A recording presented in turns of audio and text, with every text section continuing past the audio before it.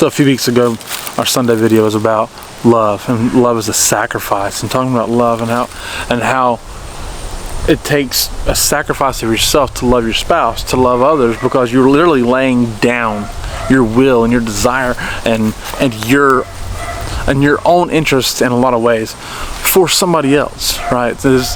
And doesn't mean that you can't do anything for yourself at all. It just means that love, when you truly love somebody and truly love something or whatever it may be, that you are laying down yourself and your life to an extent somewhere. Look, Jesus laid down his life for us. Jesus was perfect, right? He could have just lived his life being perfect and didn't worry about nothing else. Say, I'm perfect, who cares? He didn't. Which is what made his love perfect. Is because he sacrificed his own self. He sacrificed his own will and desires and his own life, and tasted death for us, right? And so often we can have our hearts, we'll say our hearts pricked, right? Like you're pricking your finger for a blood test or whatever. We're gonna have our hearts pierced and be hurting and in pain for somebody, something, someone, an area of people, will say, like in this instance, the tragedy that's unfolded in Appalachia has torn me up. Just being honest with you, I've been emotional about it because I'm from there. Right now, exactly where I'm from isn't the hardest hit areas, but my parents are okay and everybody's fine. But that's still, Appalachia is my people, right? And I've talked about that before. Last week I said it. But your heart hurts for those, and you can only do so much. You're so helpless and hopeless in a lot of ways, but you still love some. You still have a love for that, and I'm using that as an example because it's just real right now. It can be for anybody. It can be for homeless people. It can be for cancer patients. It could be for people who are sick in other ways. It can be for somebody in another country. Whatever it may be, or different people group. Who knows? Who cares? It's not about that. It's about sometimes you just have a love for whatever and a desire to help somebody, and you're trying to figure out how, and then you start to feel bad about yourself sometimes because you're like, well, I should do more. And that's a good feeling to have, is to feel like you need to help somebody. Don't punish yourself over feeling like you need to do more, but listen to God leading you as well. If God's calling you to do something, then do it. But it reminded me of a passage of scripture that I believe we need to take a look at. In 1 John chapter 3 and verse 16. John 3:16, God so loved the world. It's interesting that 1 John 3:16 is going to talk about this. 1 John 3:16 through 18, actually, okay? This is how we know what love is. Jesus Christ laid down his life for us, and we ought to lay down our lives for our brothers. If anyone has material possessions and sees his brother in need, but has no pity on him, how can the love of God be in him? Dear children, let us not love with words or tongue, but in actions and in truth. People use that word a lot, love. I love. Well, yeah, okay, you do. But sometimes we got to put actions to our faith. If I love God, then I need to put actions to my faith and then go start serving God. Well, how do you serve God? You serve God by serving others in a lot of ways.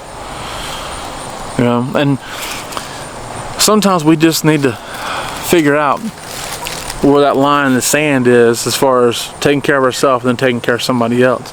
And I'm sure there's something small we could all do to help somebody somewhere. I'm not talking about going and living in a tent and not doing anything for yourself ever, and taking every bit of money you have and go giving it to somebody else. If you feel like God's calling you to do that, by all means do that. But God's not necessarily calling everybody to do that. It's just not real. But we do all need to search our hearts and say, okay, is there something more I can do? Something real that can make an actual difference? Or maybe I can head something up where I'm collecting a little bit from a lot of people and having somewhere to go with it, right? And there's things I'm thinking about right now that I've been thinking about for the last few days, trying to figure out how we can get supplies to somewhere in Western North Carolina. That's been real. We'll say some ways to do that, but I got to figure out how that would work. What would be needed? Is it possible? Is somebody willing to do that, right? So I'm not saying I'm going to be able to do that. I'm just saying it's something I'm thinking about. And we can all have something somewhere. It could be something very local to you. You could be, maybe you're watching this and you're in California and there's something you need to do out there. Do that. Maybe you're in the Midwest, somewhere else in the Midwest, and there's something you need to do in your area. Do that. You know, figure it out.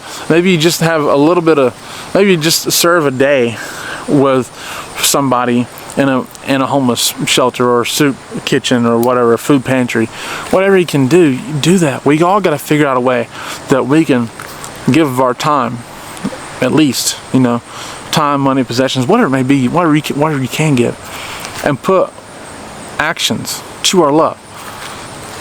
Let us not love with words, but with actions. Not just words, but also with actions. It's okay to tell somebody you love them. Hey, you need to sometimes voice that, hey, I love you, you know, but your actions are going to need to back it up. If I told Angela, okay, I loved her, and then never spoke to her, didn't care nothing, didn't help her do anything, you know what I mean? It's just not gonna, yeah, right, he don't love me. Well, sure, and it's vice versa. And she could tell me she loved me, but you know, if she didn't communicate with me, and then and then never helped me do anything, and just there's no proof, right? Well, prove it. Sometimes you gotta prove it, right? I mean, don't just think, well, I told you I loved you. What the heck else you want?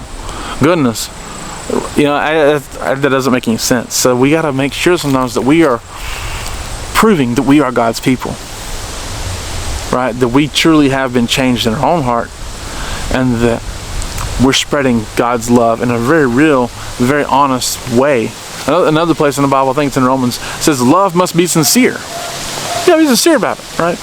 You've got to have a sincere love for somebody. Show them that with your actions, and then you're spreading God's love so many other ways.